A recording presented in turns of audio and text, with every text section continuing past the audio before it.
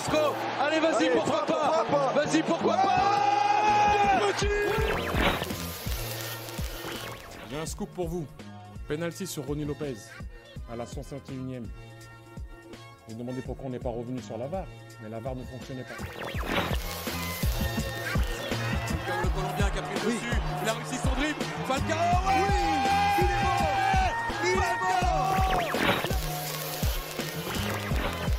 Ce soir, je vais dire tout haut ce que tout le monde pense tout bas. Radio Diagonale, la web radio 100% rouge et blanche.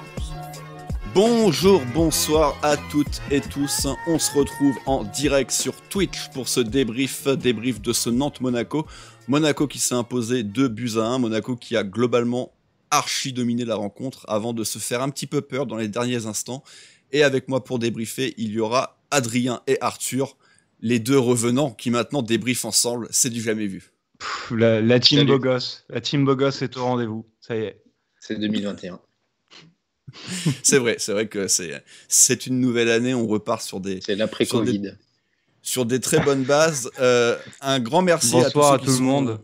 Ouais, voilà, un grand merci à tous ceux qui sont sur le chat, hein, et puis pour les nombreux qui nous écoutent en replay sur YouTube, parce que ça reste évidemment une majorité, n'hésitez pas, hein, à venir vous inscrire sur Twitch. Hein, c'est assez simple de créer son petit compte Twitch et ensuite de s'abonner à la chaîne Radio Diagonale pour vous permettre comme ça, voilà, de suivre les débriefs en live et de participer avec nous dans le chat. Donc n'hésitez pas, hein, tous ceux qui sont dans le chat, à donner vos avis sur les différents points du match sur lesquels on va débriefer maintenant, messieurs. Et justement, comme tout le monde en préambule, Rome, si tu me le permets, puisqu'on est sur les petits messages personnels, et du coup, je m'adresse directement à la communauté. Vous le savez, on a lancé un Utip aussi.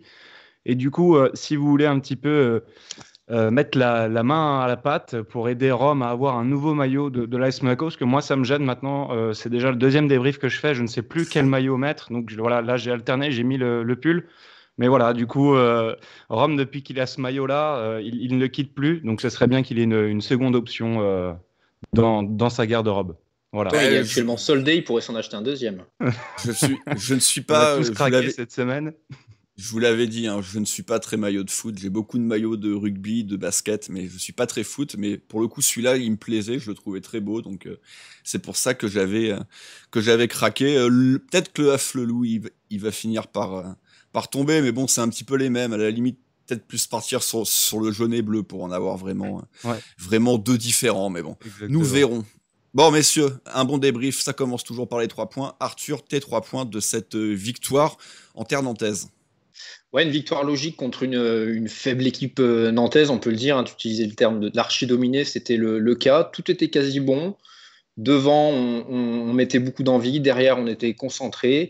Puis, ce carton rouge de Palois au dernier quart d'heure de jeu, où on a senti un petit relâchement néanmoins, où on prend ce but.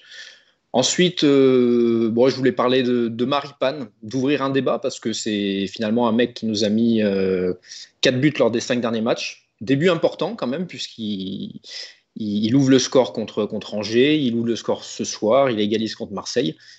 Et effectivement, c'est un défenseur qu'on n'apprécie pas trop à la radio, donc c'est un débat. Est-ce qu'il faut privilégier le mec qui te mettait le but ou le mec qui peut malheureusement des fois t'en coûter? Et puis mon dernier point, c'est sur notre doublette Ben Yedder-Volland. Après avoir fait une masterclass à Montpellier où on en avait parlé vraiment en long, en large et en travers. Ça fait 2 matchs qu'on les voit un petit peu moins tous les deux, même si Volland a marqué. Heureusement, on se rend compte qu'on a d'autres forces derrière et ça, c'est plutôt positif. Ouais, c'est vrai que dernièrement, les autres joueurs prennent un petit peu le relais, même si tu viens de le dire, évidemment, Volland a de nouveau trouvé les chemins défilés après un match sans but pour lui. Adrien, de ton côté, tes 3 points. Alors, je vais commencer avec du coup le premier point, fort logiquement. Un match tranquille, voire même trop tranquille. Voilà, j'en veux un peu aux joueurs, aussi bien aussi au coach et à la gestion aussi et aux entrants, hein, qui fera partie de mon deuxième point. Mais en fait, on fait le plus dur face à une bien triste équipe. On revient très bien, on appuie sur l'accélérateur pour mettre le second but et ensuite On descend très vite et pourtant on a plein de facteurs, on va dire, en notre faveur, avec à noter une exclusion du côté nantais. Donc on est en supériorité numérique et c'est le genre de match où on a les occasions en plus pour mettre le 3e, voire même le 4e. On aurait dû, pour moi, gonfler un peu plus le score et s'éviter du coup cette fin de match un peu panique pour rien du tout. La deuxième, ça concerne les entrants qui n'ont absolument rien apporté, qui coïncident du coup avec ce premier point. Sur le fait que on s'est pas rendu, on aurait dû se rendre la tâche beaucoup plus facile que ça et les entrants du coup n'ont absolument rien fait. Et puis le troisième point pour dire que on est à l'affût. Je le disais déjà la semaine dernière, je parlais un petit peu des séries. Voilà, donc là c'est le 7e match sans défaite avec 5 victoires je crois consécutives. On est 2021 commence parfaitement, carton plein. Oui. Et maintenant on est dans une position où on va attendre le faux pas des 3 qui sont au-dessus. Moi, c'est la première fois où vraiment... Avant, je regardais le podium juste comme ça pour à peu près le nombre de points et l'écart de points, mais je regardais un peu surtout derrière le wagon 4, 5, 6. Maintenant, je regarde uniquement devant. On a un calendrier énormément facile qui doit nous permettre de vraiment pouvoir nous projeter et se rapprocher du podium.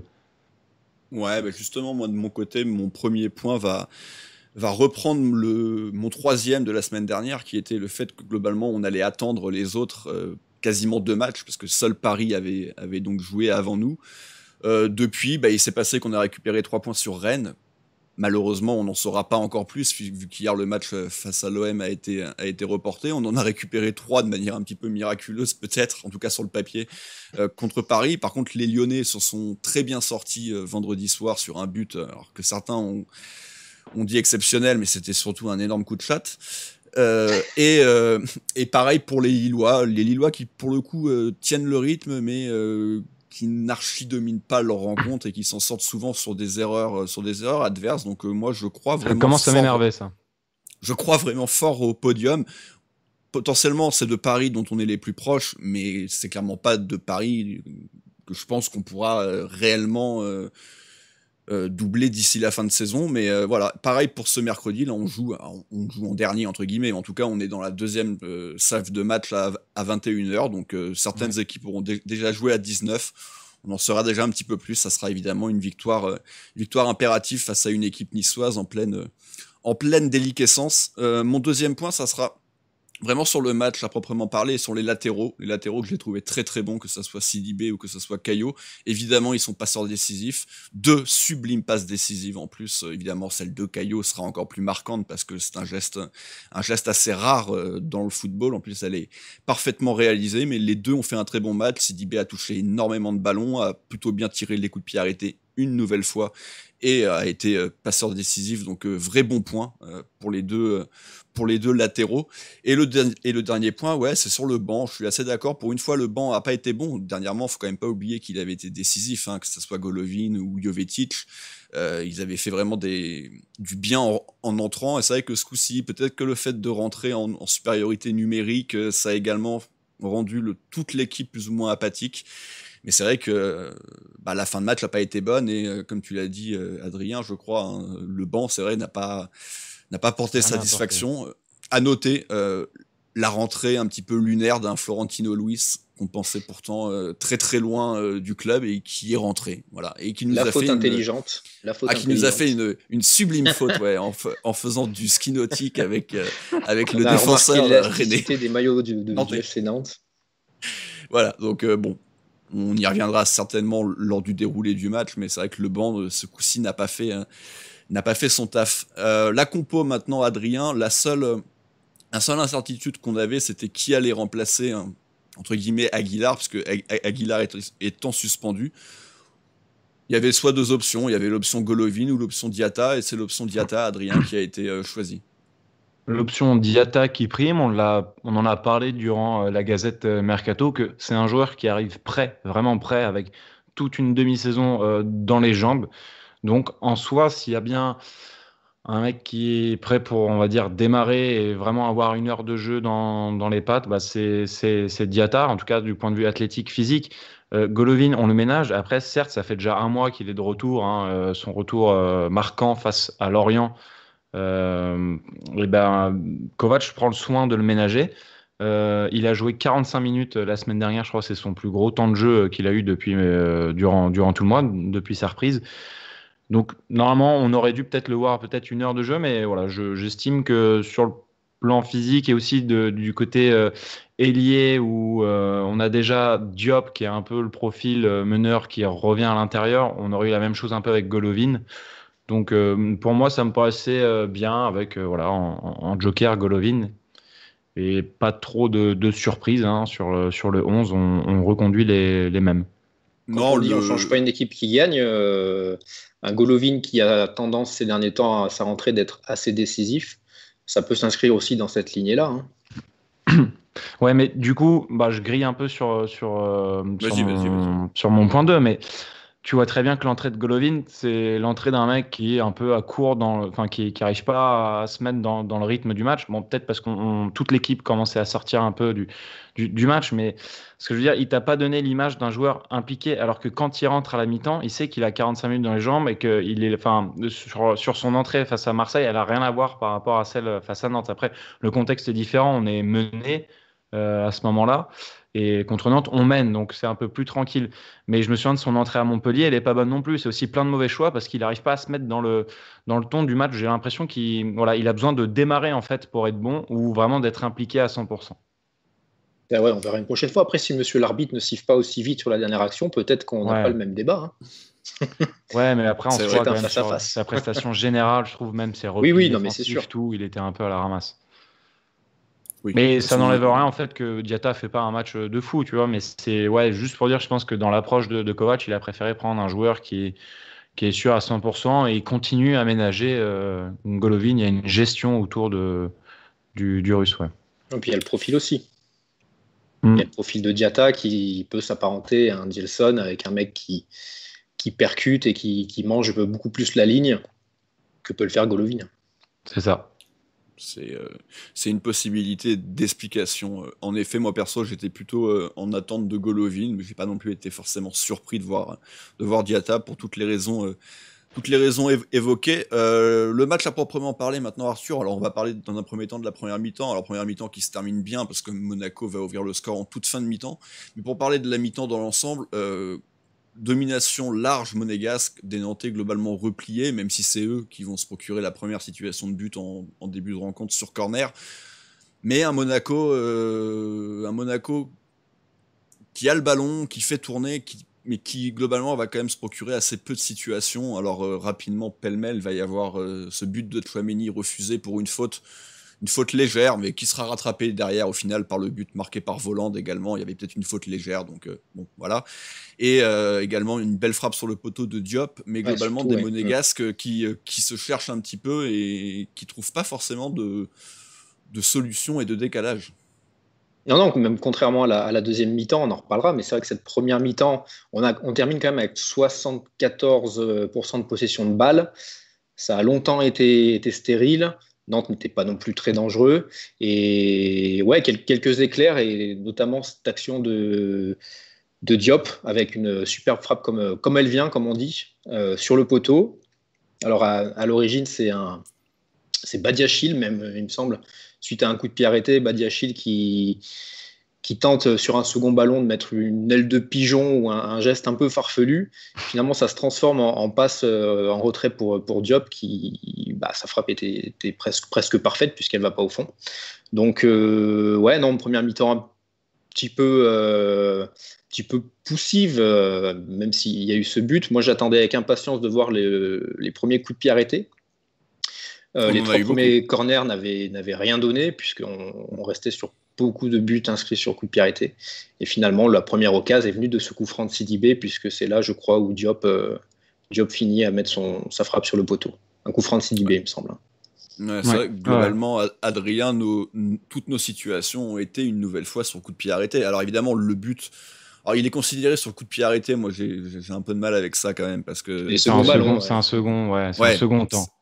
C'est un vrai second ballon. Bon, à la limite, hein, on peut le considérer comme tel, mais même les autres situations, c'est vrai que c'était globalement sur coup de pied arrêté qu'on était plutôt dangereux. Avec, comme je l'ai dit, un Sidibé qui trouvait plutôt des bonnes zones. mais il n'y avait pas non plus péril dans la demeure nantaise. Non, parce que en fait, il y a peu de prise de risque. Enfin, c'est-à-dire que dans ce cas de figure-là, où tu as une équipe qui est en 4-3-3, voire même 4-1-4-1 et très bas, j'avais rarement vu une équipe aussi inoffensive que Nantes en Ligue 1. Ah non, la semaine dernière, Marseille au Louis II, pardon, excusez-moi, j'ai oublié. Non, mais pour le coup, Nantes, ça on me pouvait faisait. s'y attendre. Ouais, Nantes, on pouvait s'y attendre. Et enfin, ça faisait longtemps que j'avais vraiment pas vu une équipe de Ligue 1 autant, enfin, ne rien proposer, quoi. À part peut-être Nîmes. Enfin, ça faisait, ouais, je sais pas. Généralement, peut-être parce que aussi Monaco enflammait un peu le match où il y avait du jeu, mais là, du fait qu'il y avait non plus pas grand-chose de notre côté, on avait vraiment une première mi-temps très terne. Vraiment une sale pub pour la Ligue 1, en tout cas, pour une affiche du dimanche à 21h. Bon, elle n'est plus du tout ce qu'elle est, hein, ça n'a plus aucune saveur, mais Oui. en tout cas, ouais, c'est le genre de match où, du coup, nos centraux, en fait, doivent faire les différences avec des passes risquées pour sauter des lignes, pour essayer d'accélérer le jeu ou d'aller chercher les ailes. Chose qu'on arrivait bien à faire côté gauche. Après les centres ou les feintes de centre de Caillot, en fait, ça menait souvent à rien, mais je trouvais que ça combinait plutôt bien côté gauche.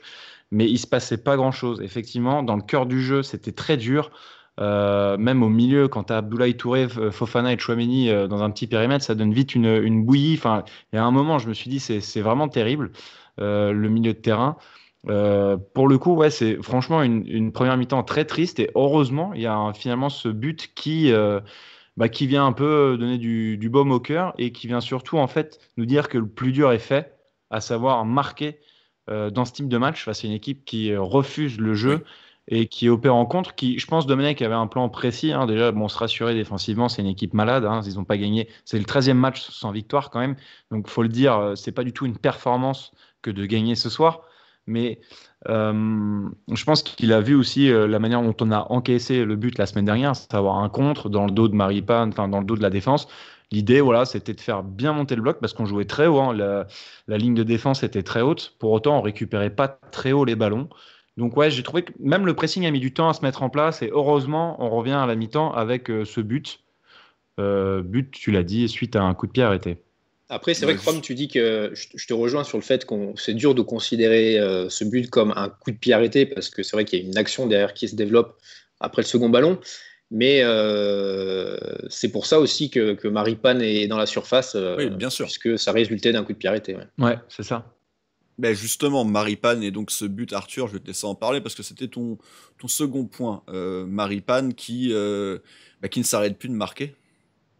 Ouais, puis c'est vrai que c'est vrai que dans l'action, tu te dis, le mec, il a encore du cul parce qu'il se retrouve vraiment tout seul, quoi. Là, il est dans la surface, vraiment tout seul. Quand tu regardes le ralenti, on se rend compte quand même qu'il fait 2 petits pas et qu'il arrive quand même à bien se démarquer. Donc, certes, les défenseurs nantais ont fait des photos, il n'y a pas de souci avec ça, mais il a quand même réussi à bien se démarquer. Et au bout d'un moment, 4 buts en 5 matchs, souvent dans la même position, hein, vraiment une position de renard, où on peut se rendre compte que c'est pas forcément un hasard. Voilà, c'est un mec. On en a des défenseurs comme ça qui marquent beaucoup de buts. Voilà, il va falloir s'y faire. Et Maripane en claque pas mal. Et je pense que ça nous aide beaucoup, mine de rien, à débloquer des situations. Adrien, tu l'as dit, il manquait ce petit but justement pour nous lancer. Voilà, il est venu de Maripane à ce moment-là. Contre Angers, c'est venu aussi de Maripane. Maripane, il égalise aussi contre Marseille. Donc le débat, il est là finalement parce je pense on préfère tous Dizazi. Et puis, au final, Maripane nous met ses petits buts. Aujourd'hui, il n'a pas fait trop de conneries a priori, mais non. Mais c'est un choix fort. Ouais, bien sûr. Dizazi, c'est un choix fort de Kovac. Hein. Notre recrue phare, Dizazi, mine de rien, qui au passage a mis aussi quelques buts. Hein. Oui, bien sûr. Ouais. Mais bon, il parle beaucoup, comme a dit Kovac, cette semaine. Il parle à ses coéquipiers, il replace. Je pense que Badiachil est peut-être plus serein ou meilleur en tout cas aux côtés de Maripane parce que c'est un tout autre profil alors que Dizazi Badiachil, je trouve qu'ils ont pas mal de similitudes. Et là, on a vraiment, je pense, deux centraux différents et c'est pas trop mal. Mais c'est un choix fort et surtout un choix payant au bon moment parce qu'il sort Dizazi pour mettre Maripane au bon moment et il lui rend vachement bien. Il est coutumier du fait quand même, c'est fou là, de mettre 4 buts pour un central. Enfin, voilà, franchement, on n'a pas vu ça depuis Glick.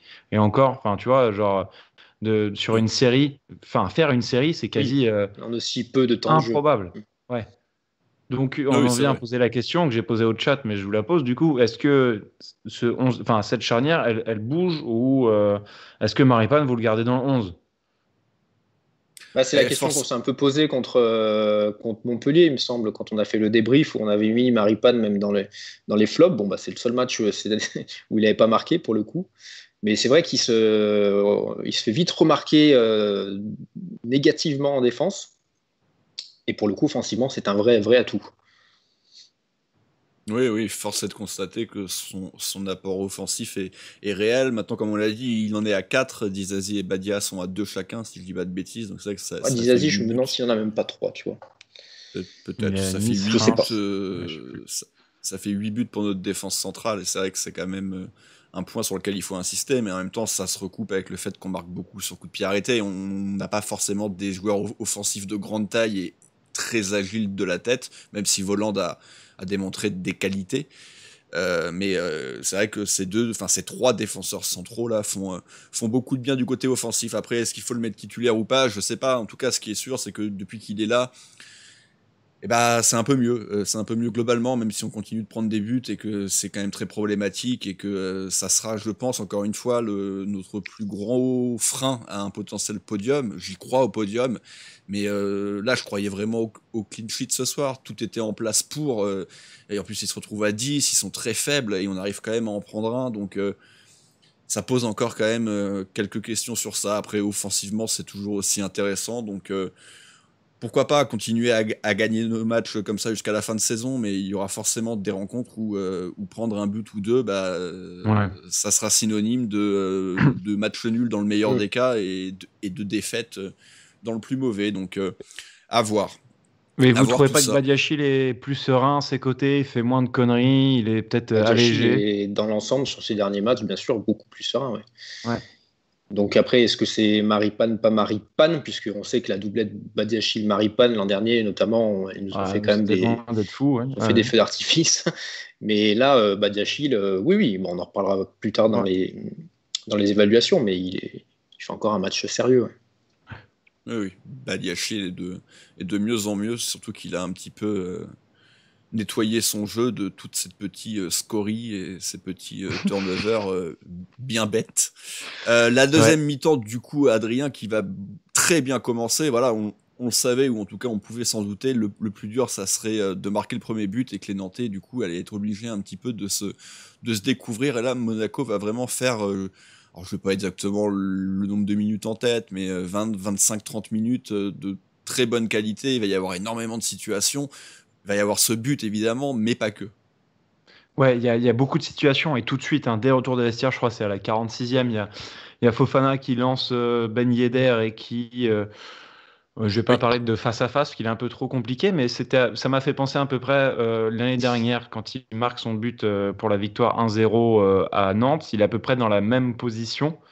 Il choisit une toute autre option, la frappe en force. Enfin, c'était très beau. Là, il va essayer de fixer son défenseur à travers des passements de jambes et ensuite frapper. Mais encore une fois, Ben Yedder ne trouve pas le cadre. Je trouve que c'est quand même assez problématique. Là, il est quand même proche des 6 mètres. Il est dans une situation où normalement, il doit cadrer. Enfin, un attaquant de ce qu'il a pu nous montrer auparavant, on est en droit d'attendre le minimum, c'est-à-dire le cadre. Et ce n'est toujours pas le cas. Il y a moins le coup de rein quand même sur. Ouais. Il y a moins le coup de rein pour se l'emmener quand même aussi. Ouais, non, c'est clair. Mais enfin voilà, je trouve que ça démarre tout de suite mieux. Il y a plus d'intensité dans le pressing. Le bloc est conquérant, avance ensemble. C'est tout de suite beaucoup plus intéressant. Ça pose les bases. Et là, on entre dans un vrai temps fort durant lequel, tu l'as dit, Rome, pendant 20-25 minutes, on va appuyer. Ouais, tu parlais d'un Ben Yedder qui manque de coups de rein, mais il va également quelques minutes après, Arthur, faire un petit numéro de soliste dans la surface, bien repris par Palois au dernier moment, qui va profiter à Voland, qui va malheureusement être contré. Et c'est vrai que cette action là, on a retrouvé quand même sur ce petit moment ce qu'on aime chez Ben Yedder, à savoir la technique dans les petits espaces. Ben, je sais pas, parce qu'en fait, Non. sur cette action, je me suis fait la réflexion, je me suis dit, putain, ça sent quand même le mec qui est pas encore 100% confiant, quoi. Parce que j'ai trouvé, moi, sur sa première prise de balle, qu'il aurait pu déclencher un tir. Et après, c'est vrai que le premier crochet est très intéressant, et après, malheureusement, il s'est enfermé. Et ouais, le ballon finit sur Voland, où là aussi, pour le coup, donc. Là aussi, il y avait peut-être mieux à faire sur Voland, qui, on a l'impression, s'est retrouvé un petit peu pris au dépourvu en récupérant ce ballon. Mais ouais, Ben Yedder qui se crée du coup en l'espace de 5 minutes 2 grosses occasions. Et là, on sent que c'est un match comme il en a connu beaucoup cette saison, quoi. On le voit beaucoup, il est souvent là dans les situations, mais il a du mal à cadrer, il a du mal à faire cette différence 1 contre 1. Donc on s'oriente vers malheureusement un match sans but pour lui. Ouais. Là, il s'est revu au five de Sarcelles à ses tout débuts de futsal. C'est ça, mais Ben Yedder par contre, Adrien, qui va marquer un but, alors un but justement refusé, mais un but aussi qui montre les envies quand même de jeu de Kovac, parce que ça part quand même d'une relance du gardien dans la surface alors ça va être pour Badiachil, on est quand même à 2 doigts de la catastrophe. 2 doigts d'une cagade, hein, on l'a tous vu, hein, je crois. On l'a quand même, voilà, on a eu tous très peur, mais derrière, au final, à partir du moment où on arrive à passer la première ligne de pression de Nantaise, l'action est belle, l'action est fluide, alors on peut regretter que Diata, j'y arriverai jamais avec son nom. Fado Boleto. Ouais. C'est terrible. Enfin, il ne lance pas peut-être dans le bon tempo Folland, et Ben Yedder avait conclu cette occasion. Enfin, la situation globale était très très belle. Quelques instants après, c'est Tchouaméni qui va trouver le poteau. Alors, vous aimez bien, il y avait peut-être déjà 2-0 à ce moment-là, quand Tchouaméni touche le poteau. Il me semble qu'on est déjà à 2, ouais. C'est à la 70e, Tchouaméni, on marque à la 60e. Ouais, donc on va. Finalement, l'action là, avec le but refusé de Ben Yedder, c'est seulement 2 minutes avant le but de Folland. Bah justement, donc on peut en parler de ce but, Arthur, sublime, louche, ouverture de Caio Henrique, qui moi m'a tout de suite fait penser aux grandes heures d'Andrés Iniesta avec le Barça, qui était coutumier du fait de ce genre de passe. Non, mais on le voit quand même assez rarement. C'est un geste technique qui est très difficile à réaliser. Ben Yedder l'avait fait pour Diop récemment. Ça arrive de temps en temps. Mais en plus que ça fasse but au bout. Ah, mais Ben Yedder l'avait fait, cette passe décisive pour Diop il n'y a pas longtemps. Oh merde, j'ai plus l'adversaire, rappelez-moi. Ah, désolé, je l'ai pas du tout en tête, mais peut-être que le Ben Yedder qui fait une passe décisive pour Diop, qui la reprend un peu à l'arrache. Merde, c'était qui? C'est à domicile, ça. Oui, c'était Saint-Etienne. Saint-Etienne. Il faisait l'ouverture du score. Non. Saint-Etienne. Voilà. Ouais, mais alors, ok, mais c'est parce que ce match, je l'ai regardé que d'un demi-œil, donc du coup, je me rappelais plus. C'était une petite louche subtile de Ben Yedder, voilà, pour Diop. Je me rappelle, on avait un petit peu débattu sur le fait de savoir s'il faisait exprès ou pas. Diop, mais bon. D'accord. C'était l'époque où j'étais au placard, moi, donc désolé. C'est justement Diop qui a récupéré le ballon au pressing là, sur le but de Folland. Faute ou pas faute, ça, c'est un peu dur de se faire une idée. Donc, priorité à l'attaque, ça nous arrange pour le coup. Donc, Diop fait un bon pressing. Caio récupère le ballon. Caio Henrique qui a fait tout son match ailier gauche. Donc, là, il était en bonne position. Effectivement, superbe passe. Et là, pour le coup, Folland, qu'on n'avait pas beaucoup vu, malgré tout, lui, il reste bien en confiance. Ses gestes sont quand même assez précis. Et là, cette volée intérieure du pied est imparable. Donc voilà, 2-0, bon moment. Ça vient récompenser quand même une grosse domination des Monégasques. Oui, très clairement, on mérite d'être à minima à 2-0. Donc, comme je le disais, il va y avoir cette frappe de Tchouaméni, alors très légèrement détournée par Alban Lafont sur son poteau, sinon ça faisait ficelle. Monaco jusque-là domine, Adrien. Monaco déroule son jeu. On commence tous même à se dire, allez, il y a peut-être moyen d'aller améliorer un petit peu ce goal average qui est quand même bien moins bon que les 3 devant. On a certes des points de retard, mais en plus de ça, le goal average est pas top, donc ça serait dommage de rater le podium pour une question de goal average. Et d'ailleurs, petit aparté, mais demain on sort le mur des légendes sur Manu Amoros, mais l'occasion de rappeler qu'en 84, on n'est pas champion au goal average contre Bordeaux. Donc c'est vrai que de temps en temps, le goal average peut avoir une certaine importance. Et donc il va y avoir... être le cas on est champion en 2017 grâce au défavorable au goal average l'année précédente. On en avait parlé. C'est vrai, sinon on n'aurait peut-être pas fait qui nous permet de terminer 3e et non 2e. C'est vrai. Et donc Adrien, il va y avoir cette expulsion de Palois, alors il n'y avait pas forcément faute sur Tchouaméni, par contre Palois évidemment fidèle à lui-même, tout en délicatesse avec l'arbitre. Avec tact, subtilité, enfin voilà, c'est du Palois dans le texte, quoi. C'est-à-dire que il va gueuler sur l'arbitre en ayant déjà un jaune. C'était une scène assez cocasse, voilà, avec sa sortie, l'échange avec Domenech. Et là, t'es le coach, tu reviens à 2-1 quand même, t'as de quoi avoir les boules quand même que ton joueur, de terminer à 10 et de pas pouvoir croire tout simplement à une égalisation de 2. Enfin bref, que tu sois à 10 sur cette fin de match, c'est quand même con. Il n'y a jamais faute sur Tchouaméni. Que dire de plus? Non, bah voilà, c'est un cadeau. Oui. C'est un cadeau et j'attendais vraiment des entrants qui étaient même, je pense à Golovin, Jovetic, les deux qu'on a fait entrer à la 67e. Même avant, je m'étais dit, bon, bah voilà, il y a 2-0, ils vont pousser, ça va craquer. Et je me dis encore plus, à 10 contre 11, on devrait pouvoir vraiment être tranquille dans un fauteuil. Et on a été beaucoup trop tranquille et on n'a jamais su finalement... se procurer une véritable occasion de 3-0 en fait. À partir du rouge, on n'a plus une situation concrète. J'ai pas souvenir d'une situation où on se rapproche d'un 3-0. Il y avait une opportunité de notre ancienne pépite Denis Sapia qui a fait une frappe enroulée au-dessus. Et puis quelques minutes après, le but nantais, ouais. Le Renaud Aymon dont on parlait dans la Gazette jeudi avec Boris, c'est quand même pas mal. Et Golovin qui se retrouve au marquage, hein. D'ailleurs c'est assez... La faute, même pas le terme en fait.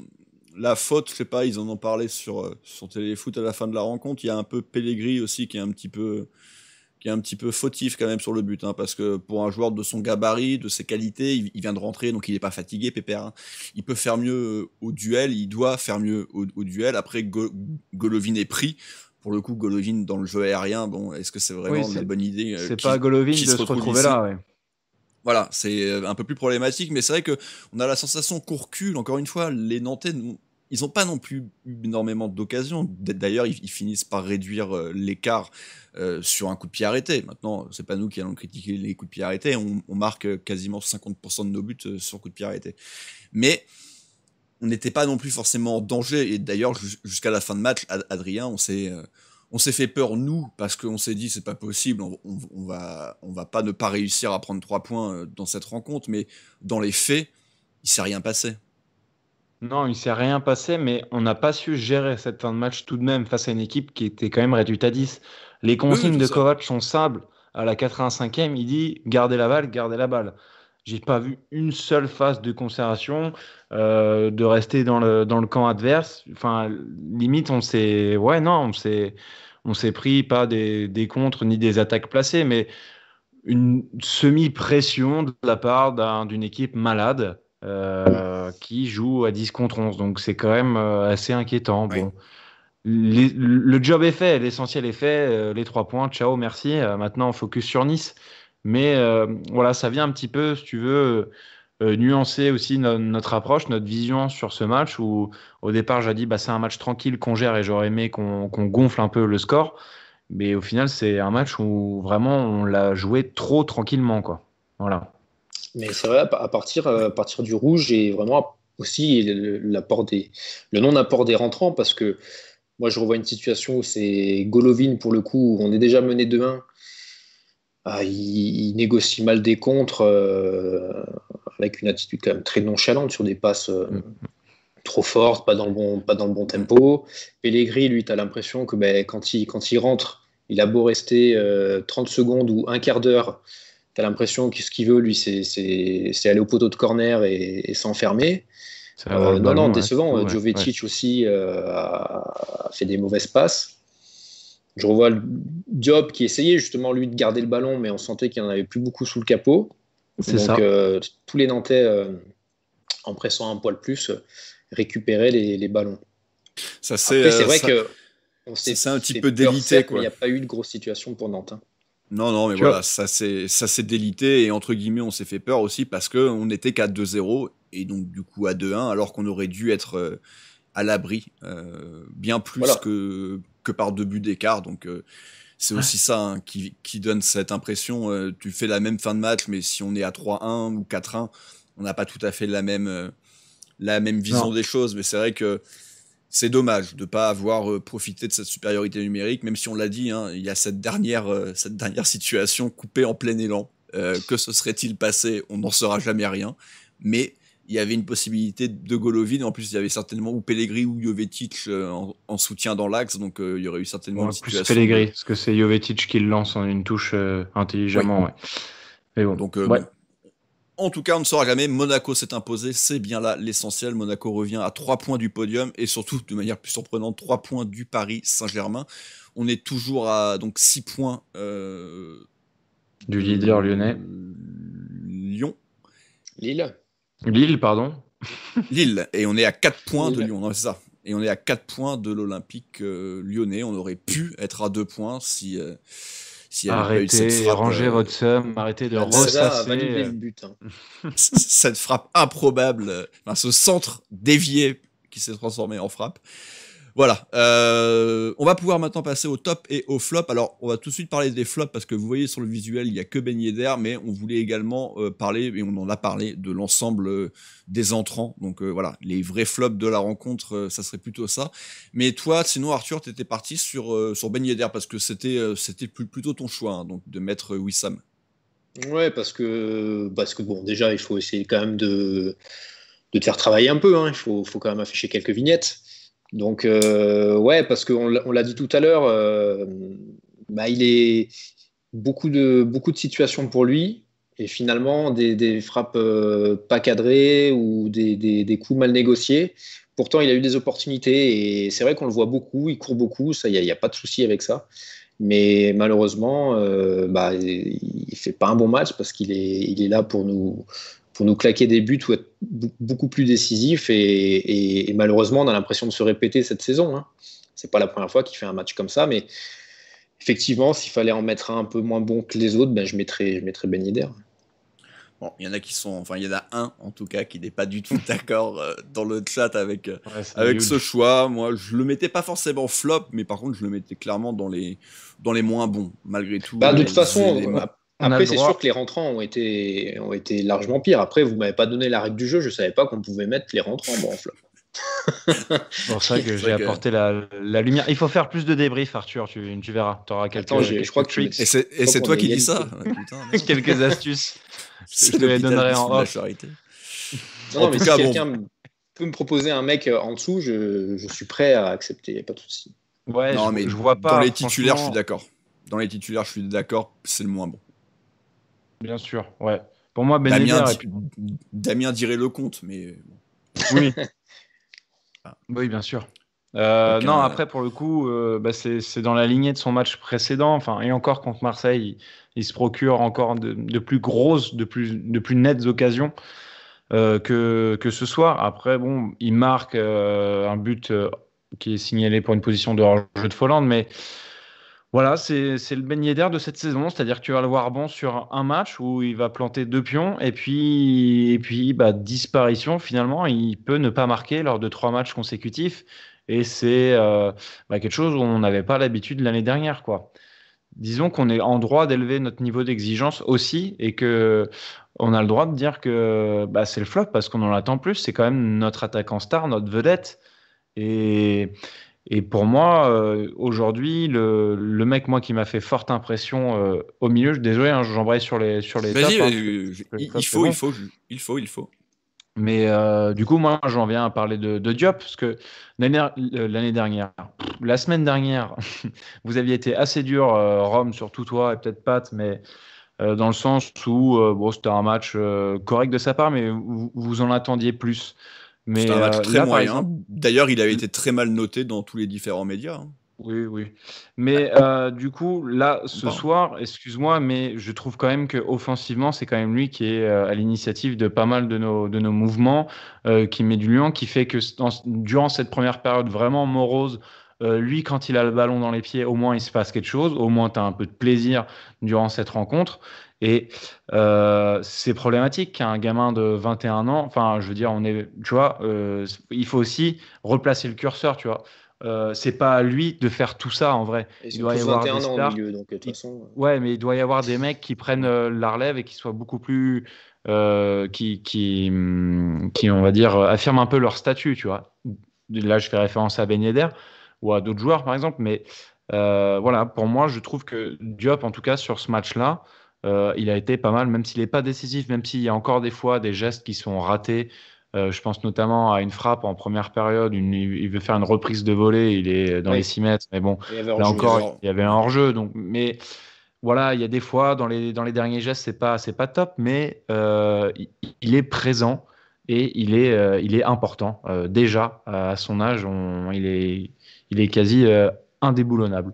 Ah, mais en première mi-temps, techniquement, il est très, très bon. Et il est très, très précieux à la récup aussi. Ouais, dans la combativité, l'abnégation. Pour la rencontre d'aujourd'hui, on est tous on est plutôt d'accord. Moi, je l'aurais pas mis top non plus parce que je trouve qu'il réussit des choses difficiles et qu'il rate des choses faciles. Et c'est un petit peu dommage. Je le trouve de temps en temps un petit peu trop nonchalant, un petit peu trop facile sur certaines passes à 2-3 mètres, certaines situations qui ont mal été exploité. Malgré tout, oui, il fait des vraies différences ballon au pied, il régale et en ça, son match est de très bonne qualité.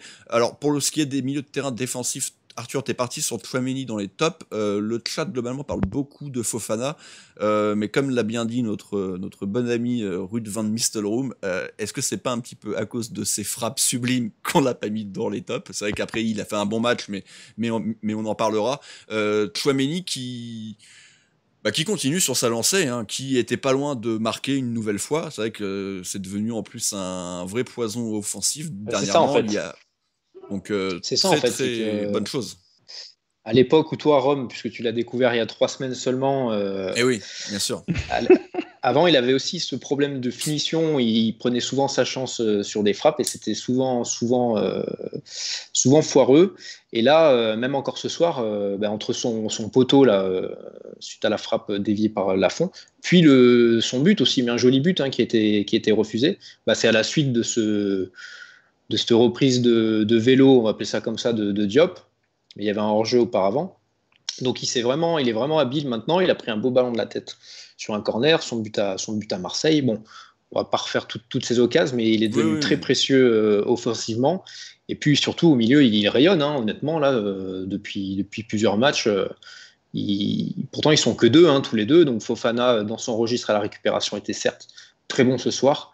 Mais Tchouaméni fait vraiment le lien entre l'attaque, Fofana, et vraiment, j'ai beaucoup aimé ce soir. Puis ça récompense aussi, pareil, ses prestations des derniers matchs.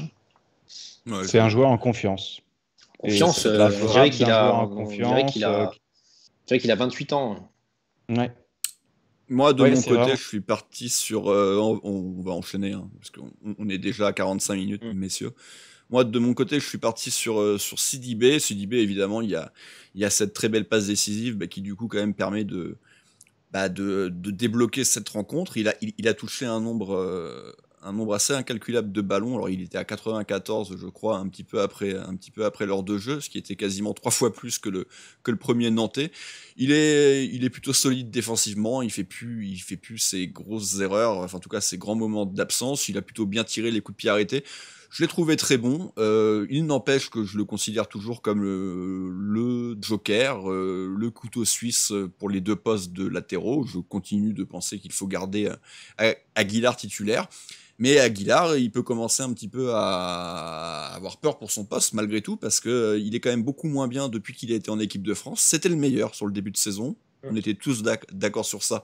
Mais ça fait quand même plusieurs semaines qu'il est moins bon. Alors il y a eu aussi le fait qu'il ait joué milieu de terrain qui a peut-être joué un petit peu contre lui, mais Caio est en train de valider de très bonnes choses. Sidibé revient à un bon niveau, donc il va falloir se battre pour Aguilar pour redevenir titulaire indiscutable, et c'est une très bonne chose pour Monaco et pour l'ensemble du groupe d'avoir 3 latéraux de bon niveau actuellement. De classe mondiale? Non, là, t'étais pas loin de le dire. Par contre. Oh, non, si, t'étais pas loin, je l'ai vu. Ah non. Ne mens pas aux auditeurs, Rome. Le dernier latéral de classe mondiale qu'on a eu, c'était Willy Sagnol, donc ça commence un petit peu à... Sidibé qui a 2 Léo Dubois dans chaque jambe. Allez, Patrice Evra, peut-être pas Patrice Evra, j'ai peut-être été un peu sévère. Ouais. Mais même Benjamin Mendy, c'était top, mais c'était que 25 matchs. Mais c'était que 25 matchs. C'était deuxième saison. Voilà. Les restes des joueurs, messieurs. Adrien, rapidement, Benjamin Lecomte. Super match. Franchement, il a fait un arrêt à son premier poteau sur une tête. Voilà. Et un coup franc. En la repoussant.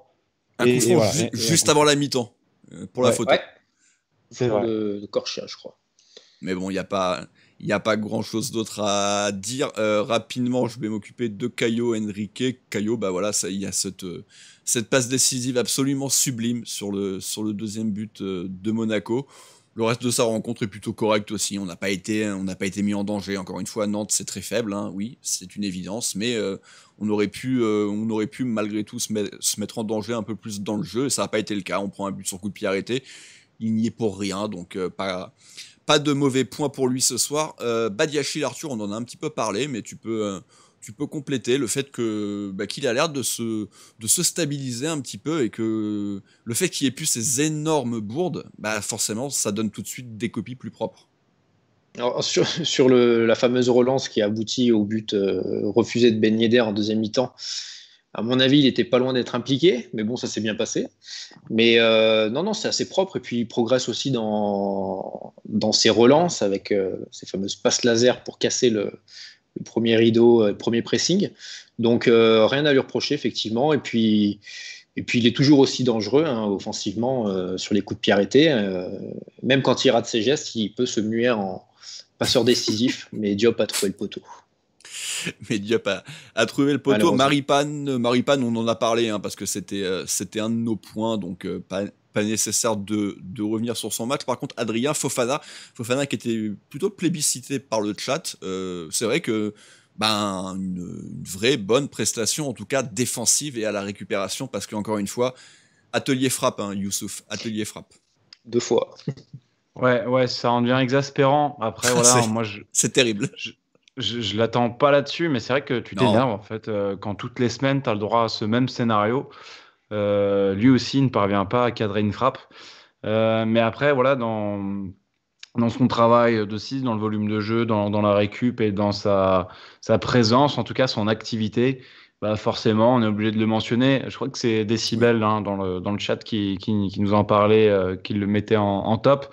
Ouais, c'est un bon match, un peu dans la lignée du match précédent face à Marseille où les deux milieux avaient plutôt bien fonctionné. Là, sur ce match-là, quand même, il n'y avait pas trop à faire. C'est ça. On attend Lille, on attend Rennes, on attend Paris. Ouais. Parce que cette paire de milieux récupérateurs, on a pu en douter un petit moment sur certains matchs, notamment les gros, où c'est vrai que tous les deux, à la récup, ça pouvait paraître un petit peu léger. Là, ces derniers temps, ils sont très très bons, très complémentaires, mais tu l'as dit, on va attendre peut-être des grosses écuries. Enfin, on pensait que Marseille aurait pu en être une, mais bon. Malgré tout, Marseille, c'en était une. Sur le papier, ça reste quand même supérieur à Nantes. Mais c'est vrai qu'ils ne sont pas dans une mauvaise dynamique. Mais ouais. On le verra dès mercredi face au crack qu'Efrem Thuram et puis Jeffrey Adelaide, comment ils vont pouvoir museler un peu tout ça. Ouais. Attention, tu vas nous porter la poisse, Adrien. Tu vas nous porter la poisse. Mais après, c'est pareil, Fofana, il y avait aussi un petit peu ce côté Badiachil, alors moins, mais il y a eu aussi quand même quelques énormes erreurs de sa part. Oui. Ah oui. C'est vrai que forcément, ça s'est gommé aussi. Marseille, il était pas loin. Lorient, à Lorient.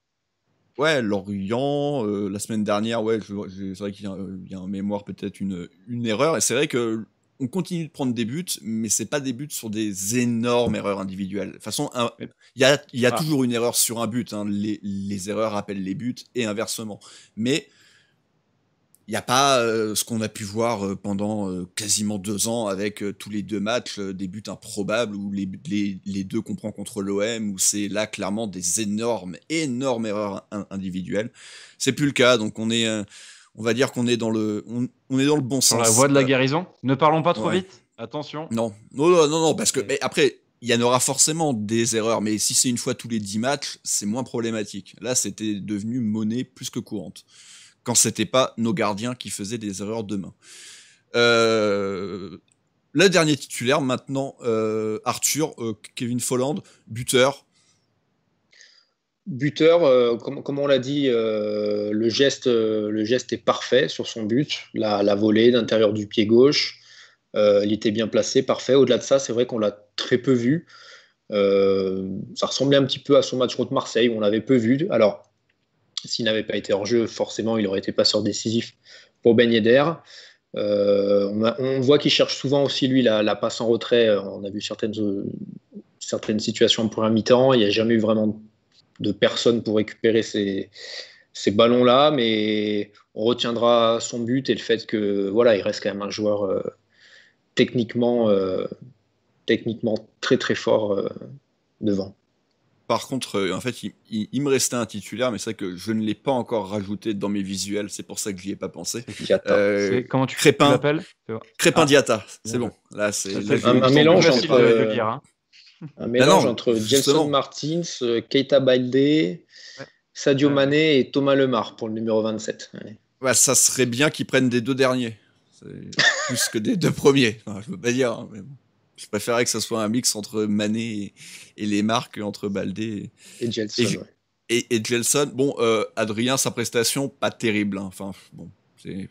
Ouais, franchement, il n'y a pas grand-chose à retenir. Le côté dynamité, on l'a pas tant bien vu que ça. Il essaye pour autant de déborder souvent son vis-à-vis. Il y a eu une course folle. Il y a eu une course folle. Il y a eu un 400 mètres. Il y a eu une tentative. Il y a eu quelque chose. Mais après, il a été rattrapé par son compère nigérian. Donc forcément, il y avait un concurrent en termes de sprint. Mais qu'est-ce que je voulais dire ? Ouais, ce que j'aime bien, c'est pour le coup, il a vraiment la tête levée. Il cherche quand même à jouer avec ses partenaires. Et ce qui mène au premier but, le but de Maripan suite à ce corner, c'est que moi, je le sens prêt pour armer une frappe. Et il va décaler Diop intelligemment. Et Diop, un peu à l'arrache, va réussir à transmettre à Sidibé pour une seconde chance et remettre dans la boîte. Mais même dans les phases de... je trouve qu'il a la tête levée et qu'il essaie de bien rentrer en tout cas dans le groupe et de jouer avec ses partenaires. C'est plutôt une bonne mentalité. Voilà. Ouais, petit point noir. Tendance à pousser un peu loin son ballon. Petit point noir, tendance aussi à mettre des taquets un petit peu inutiles et prendre des cartons jaunes. Il en a déjà 2, c'est ça, je crois. On l'a vu 2 fois, il en a déjà 2. Hein, donc, à l'image d'un Keita Balde. C'est pas faux, c'est pas faux non plus. Bon, le banc, on en a parlé, hein, ils étaient dans nos flops. Hein, ils peuvent aller se rasseoir. On va pas en parler. Moi, tout ce que je peux dire et voir, c'est que le pauvre Florentino Luis, ça ressemble quand même drôlement à une grosse erreur de casting. Alors évidemment, le pauvre, il joue pas beaucoup, il a pas beaucoup de temps de jeu, mais moi, il m'a fait peine à voir quand même sur son entrée en jeu. Donc, je sais pas, on le verra certainement en Coupe de France. Hein. En plus, oui, rappelons, Fofana, Disasi ainsi que Voland étaient sous le coup d'une suspension. Donc Fofana sera suspendu. Logiquement, ça sera le match de coupe. Ça sera le match de... après, pour le coup, c'est pas une faute volontaire, donc on peut pas dire qu'il ait fait exprès de prendre son jaune, parce que c'est une main en plus... Enfin, c'est une main, ok, il y a main. C'est super sévère. Mettre carton jaune, c'est très sévère. Donc, mais bon. C'est sévère. C'est plutôt une bonne nouvelle pour nous parce qu'il n'en a pas pris un autre dans la rencontre et il sera absent, donc ça lui permet de purger sa suspension face à Grenoble. Ça aurait été une bonne idée peut-être que Maripane aussi prenne ce jaune. Malheureusement, le scénario du match ne lui a pas permis de faire volontairement une faute un petit peu bête en fin de rencontre pour le prendre. Ça aurait été trop dangereux de se mettre en danger. Donc voilà, Fofana a pris son jaune, mais Maripane et Voland, eux, sont toujours sous le coup d'une suspension. Et Disasi, mais bon, Disasi, il ne semble plus être parti pour être titulaire, en tout cas pour le moment. Voilà, merci messieurs de m'avoir accompagné donc pour cette belle rencontre.